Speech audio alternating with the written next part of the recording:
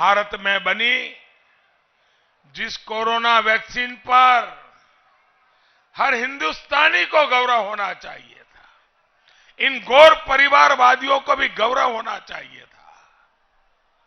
उस वैक्सीन के खिलाफ ही इन परिवारवादियों ने देश के गरीबों को भड़काने की कोशिश की। पूरा यूपी विकास की राह पर चल पड़ा है। तो इन घोर परिवारवादियों को नींद हराम हो जाती है।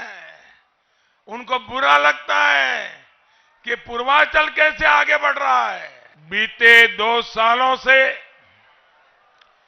तेजी से बदलती दुनिया की स्थिति आप सब देख रहे हैं। दुनिया इस समय बहुत सी चुनौतियों से गुजर रही है। इन हालात से कोई भी अछूता नहीं रह सकता। अमीर हो, गरीब हो, किसान हो या मजदूर, व्यापारी, कारोबारी या कर्मचारी, दुनिया के हर नागरिक पर किसी न किसी रूप से इस पर असर पड़ता ही है। ऐसी स्थिति में भारत का ताकतवर होना इस वक्त सबसे बड़ी जरूरत है।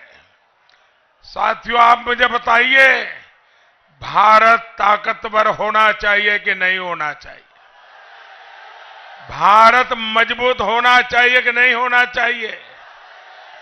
भारत हिम्मत वाला होना चाहिए कि नहीं होना चाहिए? साथियों, खेती से लेकर मिलिट्री तक, समंदर से लेकर स्पेस तक, भारत को हर क्षेत्र में शक्तिशाली बनना है। इसलिए देश के इतने बड़े राज्य के रूप में उत्तर प्रदेश की जिम्मेदारी, हम सब उत्तर प्रदेश के लोगों की जिम्मेदारी सबसे बड़ी है। इस बार आपका वोट अपने गांव के, गली के, मोहल्ले के, अपने जिले के विकास के लिए तो है ही, साथ साथ आपका वोट भारत को ताकतवर बनाने के लिए भी है। बनाएंगे ना? भारत को ताकतवर बनाना है ना? आपका वोट बनाएगा कि नहीं बनाएगा? इस बार आपका वोट समर्थ देश के लिए, सशक्त उत्तर प्रदेश के लिए है। ये गौर परिवारवादी लोग कभी भी भारत को समर्थ नहीं बना सकते। यूपी को सशक्त नहीं बना सकते। बना सकते हैं क्या? ये घोर परिवारवादी कुछ कर सकते हैं क्या? इस कोरोना काल में आपने देखा है कैसे इन लोगों ने भारत के आत्मविश्वास को चोट पहुंचाने की कोई कोशिश छोड़ी नहीं। भारत में बनी जिस कोरोना वैक्सीन पर हर हिंदुस्तानी को गौरव होना चाहिए था, इन गौर परिवारवादियों को भी गौरव होना चाहिए था। उस वैक्सीन के खिलाफ ही इन परिवारवादियों ने देश के गरीबों को भड़काने की कोशिश की। दुनिया के बड़े बड़े देश भी आज वैक्सीन लगाने में भारत से काफी पीछे हैं। भारत बहुत आगे निकल गया है और आज हमारा भारत अपने नागरिकों को 250 करोड़ वैक्सीन डोज मुफ्त लगा चुका है। आपका टीका लगा है कि नहीं लगा है? जरा हाथ को पकड़ बताइए, लगा है टीका? आपको 1 रुपया भी खर्च करना पड़ा है क्या? कोई पैसा देना पड़ा है क्या?